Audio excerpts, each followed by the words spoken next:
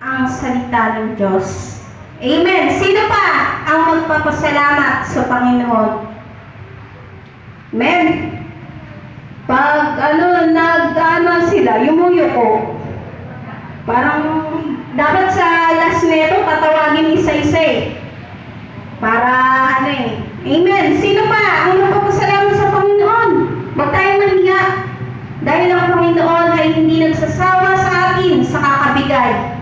Kaya marapat lang na ibalik natin ang pasasalamat sa ating Panginoon. Amen. Sino pa? Amen. Yan, Sister Inan.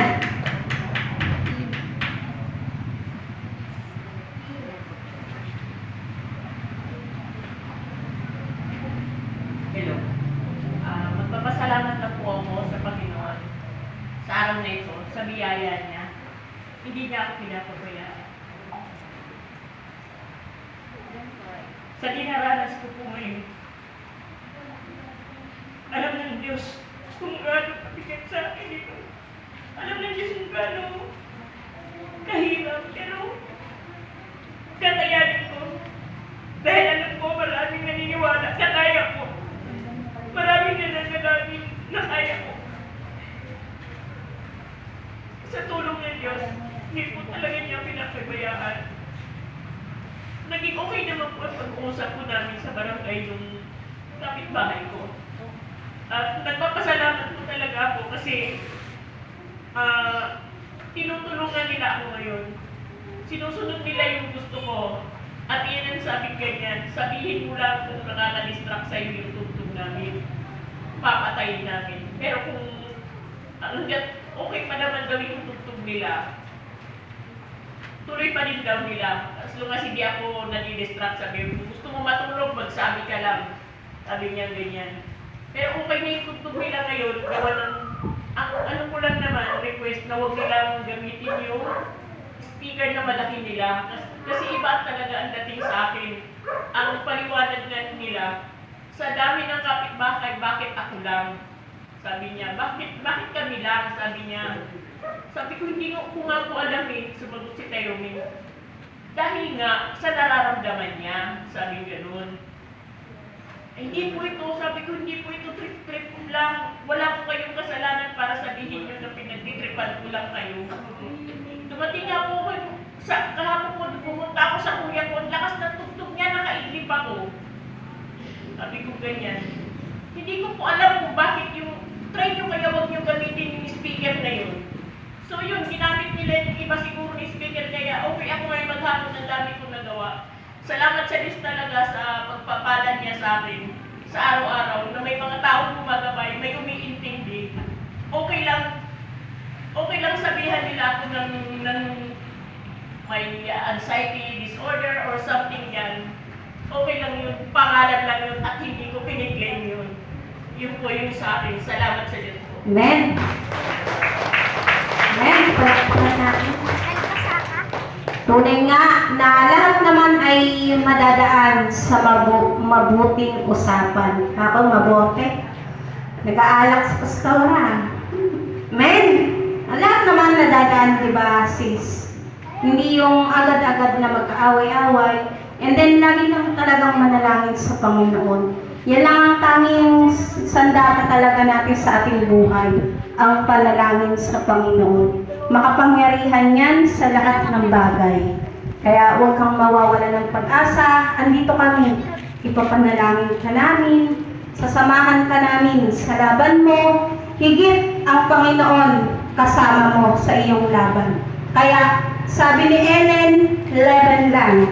Amen! Ngayon ay, sino pa? Diba, tignan nyo, hindi natin malalaman yung mga ganyan kung hindi kayo nagpapasalamat, kung hindi nyo sinasabi. Diba? Paano namin kayo ipag-pray-pray, diba? Kung hindi nyo sasabihin sa amin. Kasi minsan di talaga tayo nagkikita kasi sa kabisihan. Kaya, kung meron kayong mga hinanakit, kung ano man sabihin nyo at magsubo kayo sa Panginoon. Amen. Sino pa? Esther Margie, ang ating kapatid. Magandang gabi ulit sa ating lahat. Ako'y nagpapasalamat sa Panginoon Maikwento ko lang yung aking anak na yung binata kong 16 years old na na-drop dyan sa pueblo. Pero sa aking mga prayers sa Panginoon, nakabalik siya ulit ngayon. Kasi, yun nga, nung lagi siyang nagbabarkada, parang nadadala siya ng mga kalukuhan, na sumulat siya sa teacher niya na mahal daw niya yung teacher. Siyempre, nabasa yung teacher, nagalit, kaya dinrap lang siya. Pero ngayon nakabalik na ulit siya, may kasunduan. Pero nagpapasalamat ako sa Panginoon dahil yung mga prayers na siyempre hinahangad ng isang magulang na talagang kailangan makapag-aral yung anak. Si Lord talaga yung nag-provide ng lahat ng yung kanyang kaisipan. Salamat sa Panginoon dahil hindi na siya ngayon yung nagluloko-loko. Sabi ko sa kanya, magseryoso kasi hindi biro yung pag-aaral. Libre yung pangarap, pero hindi libre ang pagtupad. Kaya sabi ko sa kanya, kahit kami mahirapan, basta maging maayos lang ang pag-aaral ninyo, anak. Huwag kayong basta-basta iisipin nga. Sabi nga ni Pastora kagabi, kung yung mga sasabihin, kailangan pag-iisipan. Na hindi basta-basta sinasabi na yung mga mali, dapat talaga pag-iisipan muna baka makakasama. Yun na nga, yung sinabi niya doon sa teacher na biro-biro niya, nakakasama yun. Kaya, sobrang nagpapasalamat ako sa Panginoon, financially, spiritually. Siyempre, yung buhay namin ng aking pamilya, talagang God is good all the time. Amen. Kaya, sa Panginoon ko lang ibinabalik ang kapurihan at kapasalamatan. Amen. Amen. Amen. Tunay nga na pag mayroong Panginoon sa ating tahanan, bubuti talaga ang samahan ng pamilya. Pero kung pare-pareho walang Diyos sa puso, watak-watak yan. Panigurado yan. Kaya kayo, mga bata, narinig nyo yung testimony ni Sister Margie na habang may nagpapaaral sa inyo, tuparin nyo yung mga pangarap ninyo. At huwag din kayong matigas ang ulo sa mga magulang nyo, huwag kayong palasagot, dahil para yan sa ikakabuti ninyo. Amen? Amen! Ngayon naman po ay dumako na tayo sa pinaka-importante nating talakayan. Walang iba kundi ang Word of God. Pangunahan ito ni Pastora Sonia Ibuos. Amen! Palakpakan natin ang Panginoon.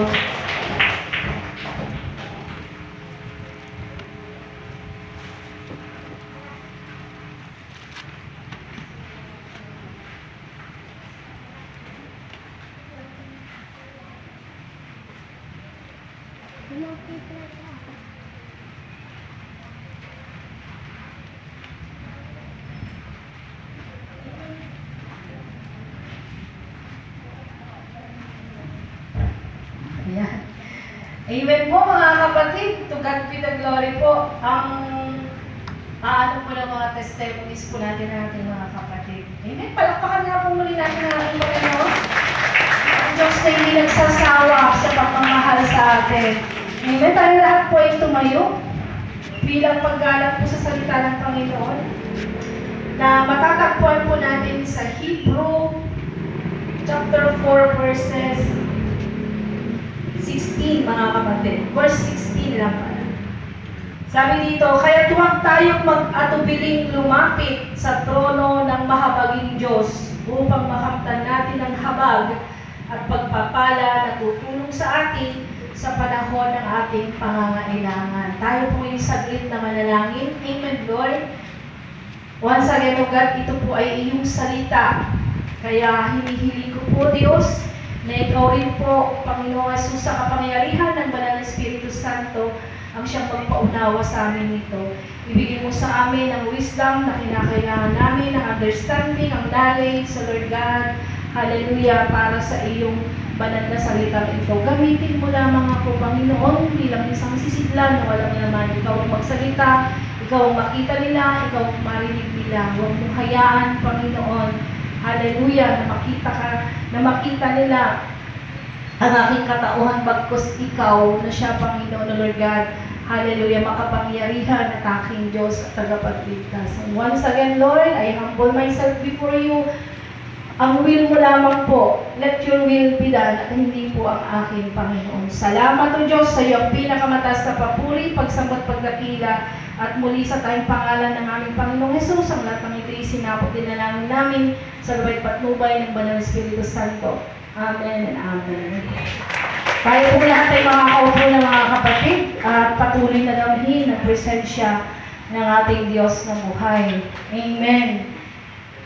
Ang title po natin ay The Gracious God or ang mahabaging ang mahabaging Diyos sa Hebrew chapter 4 verse 16. Nang sabi po dito, ulitin ko lang po ha. Kaya't huwag tayong mag-atubiling lumapit sa trono ng mahabaging Diyos upang makamtan natin ang habag at pagpapala na tutulong sa atin sa panahon ng ating pangangailangan. Ito pong verse na to, kung napansin ninyo, ay isa pong utos. It is a command.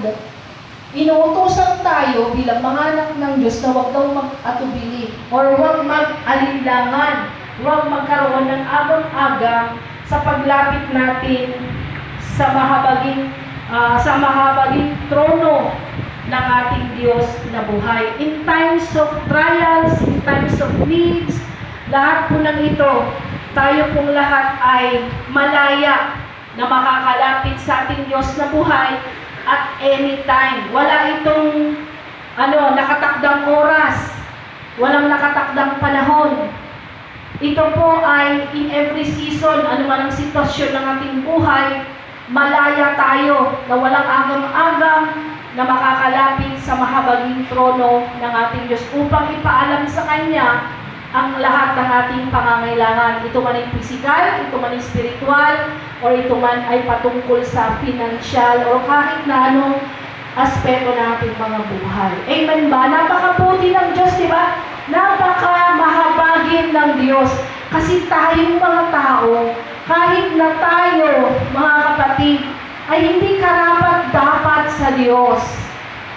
Aminin natin yan. Huwag tayong magmalaki sa harapan ng Diyos at maging sa ating sarili.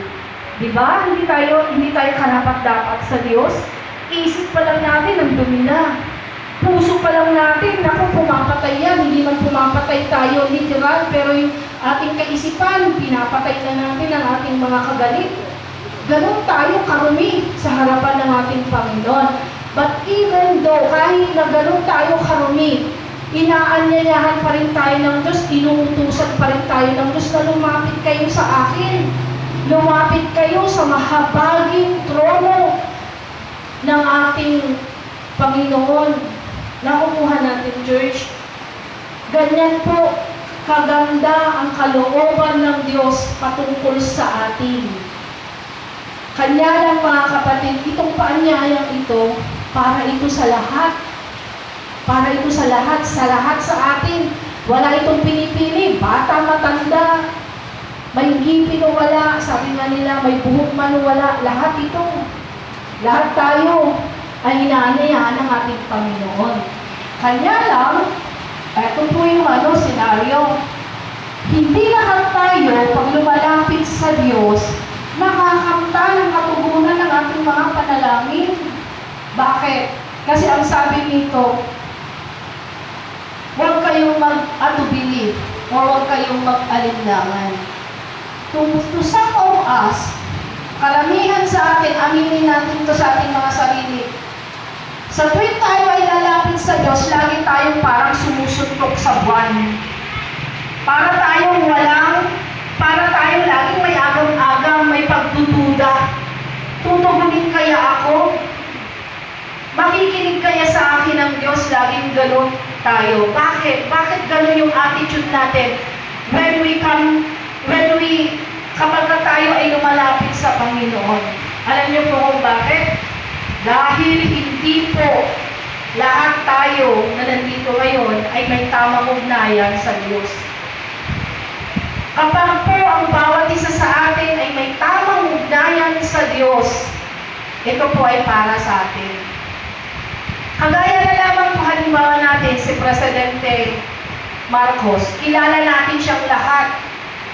Walang bata dito, walang nandito kayo na hindi natin kilala si President Bongbong Marcos. Kilala ba natin siya? Kilala natin siya, di ba? Even yung barangay captain ninyo, natin, kilala ninyo, di ba? Pero hindi lahat kayo kilala niya. Tama ba? Kapag kayo may hinihingiling sa kanila, dahil hindi nila kayo kilala, hindi kayo kaagad-agad. Lagi kayong may alinlangan. Minsan pa nga sa atin, naghahanap ng backer. Simple si Kapitan lang pupuntahan natin, naghahanap tayo ng backer. Di ba? Kasi may alinlangan tayo, may pag-agam-agam tayo. Bakit? Kasi wala naman tayong ugnayan sa kanila. We just know them by their names. Wala tayong relasyon sa kanila. Pero, pansin ninyo, kung kapatid ninyo si Kapitan, kapatid ninyo kayo si Sandro Marcos, di ba? Malala kayong naglalabas-pasok sa opisina ni Presidente. Lahat ng needs mo, ano man ang needs mo, dahil anak ka niya, alam mo na pag hiningi mo, ipro-provide niya. Yun po yung difference, yun yung diferensya ng kakilala mo lang sa karelasyon mo. Kapag ikaw ay karelasyon ng Diyos, at any time, hindi ka mag-aatubili na lalapit sa Kanya. Kahit na yung karamdaman mo na yan, o yung iniinda mo na problema na yan, hallelujah, ay mabigat na, hindi ka mag-aalinlangan na lalapit sa Kanya. Kasi, you have a relationship, may relasyon kayo. Dumating na naman, itong bagyo na to. Naku, sisirain nito ang bahay ko. Anong dapat mong gawin? Dahil karelasyon mo ang Diyos, napakadali sa'yo na lumapit, lumuhod sa krus para hingin sa Kanya na iligtas ka sa bagyong ito. Dahil may relasyon ka sa Kanya. At dahil ipinanalangin mo to, hiningi mo to kay Lord, na inaalin mo, na ikaw, inaangkin mo na ikaw ay anak niya, alam mo, 100% tutugunin ka niya. Tama ba? Walang Diyos na magpapabaya sa kanyang anak. Alam mo yun. Kung ikaw ay tunay na anak ng Diyos. Pero kung hindi ka anak ng Diyos, maaari ang panalangin mo, baka naman, Lord, diba? Baka naman, pwede mo ako iligtas dito. Why? Kasi nga, wala kayo, hindi kayo close. Maghahanap ka pa ngayon ng pare, o di kayo ng pastor, para mag-pray sa'yo. Pero kung ikaw ay anak ng Diyos, alam mo sa sarili mo, na ikaw ay anak ng Diyos, may relasyon kayong dalawa sa Kanya, kahit problema ng kapitbahay mo, ipinapanalangin mo, kayang-kaya mo ihingi sa panalangin sa ating Panginoon. Yun po yung diferensya ng may relasyon ka, ng may ugnayan ka, sa wala kang ugnayan. At ang ugnayan na yan, church, ang relasyon na yan, nagsisimula yan sa pananampalataya. Sabi na ni Pastor kanina sa kanyang opening prayer, yung pananampalataya na meron tayo. Nakukuha natin. Yung pananampalataya na meron kayo ngayon, saan nagmula yan? Sa pakikinig at pakikinig ninyo ng salita ng ating Panginoon. Sino ang naglagay ng pananampalataya niyan sa puso ninyo? Di ba ang Panginoong Jesus? Sino ngayon nagpe-perfecto? Dahil sino ngayon nagpe-perfecto sa pananampalataya ninyo na yan? Sino ngayon magpapatibay sa pananampalataya ninyo na yan? Ang Panginoong Jesus din mismo. Kaya nga sabi, ituon natin, sabi pa rin po sa Biblia, ituon natin ang ating paningin sa Panginoong Jesus lamang. Huwag po kayong titingin sa akin, maniligaw kayo. Kasi kung ako titingnan ninyo, makasalanan din akong katulad ninyo. Hindi ako perfectong tao. Kaya ituon ninyo ang inyong paningin dito sa krus, sa Panginoong Jesus na namatay sa krus para sa ating mga kasalanan. Kapag nakatuon ang inyong puso't isipan sa ating Panginoong Jesucristo, yung pananampalataya napakaliit na meron kayo, dahil ito ay nakatingin kayo sa Diyos, sa Panginoon na nagbigay sa inyo ng maliit na pananampalataya na yan, lalaki yan. Tatatag yan. Tatatag yan, mga kapatid. Sabi dito sa verse 14, kaya magpakatatag tayo sa ating pananampalataya dahil mayroon tayong dakilang pinakapunong pari na pumasok na sa kalangitan. Doon mismo sa harap ng Diyos, siya'y walang iba kundi si Jesus na anak ng Diyos. Walang iba, walang ibang daan, walang ibang katotohanan, walang ibang nagbibigay ng buhay kundi ang Panginoong Jesus lang. Kaya dito sa church na to, I don't know kay Pastor Michelle, but I really do believe yun kay Pastor Michelle, kay Pastor Jess. We are lifting up, itinataas namin ang pangalan ng Panginoong Jesus. Hindi ang pangalan ng church na to, hindi ang pangalan ng Bethel Church.